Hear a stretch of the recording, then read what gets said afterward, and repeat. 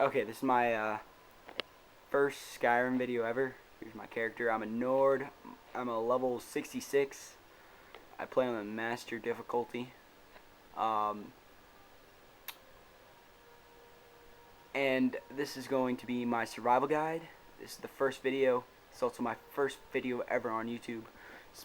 Smiley face, smiley face. That was kind of gay. But I'm going to be focusing mostly in this video weapons. Okay, for bows, I would stick to high damage bows, which would be mostly heavy armor bows. Truthfully, that's what I believe. But light armor bows are pretty good too, like the glass bows, not that bad. But maces wise, I prefer the Daedric mace. One, it looks badass as hell to me, and it packs a nice little punch.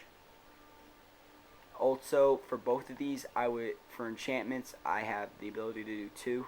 You need 100 in enchanting for this, but I would stick to Soul Trap, because then you can fill up soul gems, and Shock, so you can pack an even bigger punch.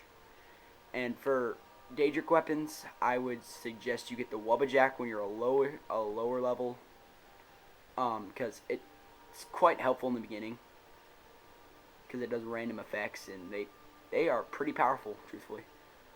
And for this Daedric artifact, it's called the Dawnbreaker. You get it from I believe, the statue. Yeah, the Statue of Meridia. It's up by Solitude. It's just to the west, and I think a little bit to the west of this is a word wall. Here, I'll zoom in. A little bit to the west of this is a word wall. I believe it's probably in this general area. In the word wall, I believe that it's called Elemental Fury, which I don't use it too much, but it's not really a bad shout in for my preferences. But also, if you're gonna use like a two-handed weapon, I would stick around Ebony and Daedric, and enchant it with like shock or fire or frost damages.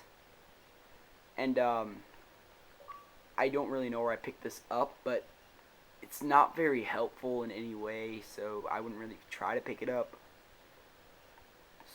And it's like a quest too, so you might find it eventually. But you get Chillren from the Thieves Guild quest.